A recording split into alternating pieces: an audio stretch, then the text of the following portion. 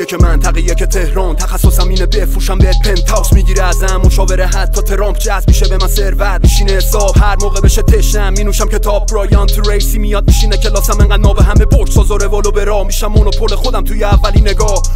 سفیر کهکشانیم جمعیم، جوین شدم توی تیم حرفه‌ای مشتی. مؤسس دکتر نشاط مهدی، هر هفته میده به تیم انگیزه شدید. درگیر پیشرفت توسعه فردی، هرشیم تو دید رس سخت میشه ندید. دوسویش سخت نداشت ما درست کردیم. سنگین این جف ستونامون قوی، زلزله صد اشتری بیادم نیم. خوشتیپ شمشیر جنگی و ادیب، کروات و کت تنگ شلوارم رپی. هر روز میلیاردی میشینیم نقدی، میسازیم پرش روی مریخ بستیم. با ایلان ماسک قراردادشو رسمی، رو عطا رو دوپلکس ساختیم تمیز. فایلا رو ببینیم مشتری می قطعی. ارباب املاک شاهانه حتمی، صادقی فامیلیم منیشم تصدیق صداقت. بینم روشم سنجیده هستم، مورد اطمینان و امین. کامرانی پرش بام هلدینگ سفیر، پارس ملک 6 نوک فایلینگ تبلیغ. کارآفرین برتر کشور سفیر، مشاور ملکی هستی بیا هستیم. ما ستاره رل زدیم خودمون رو تشویق کردیم. کهکشان کوچیکه واسم یک کم، حتی کارخونه پرشه رو میتونم بخرم. میشه رولز رویس هر روز به من نزدیک‌تر. شغلم ملک املاک، عشق ذهنیت طلایی و مثبت. پر از شمشه طلا تکسال بهم میخواد بام چفشه. تعاطر کنم پنتشو با مرسدس بنز،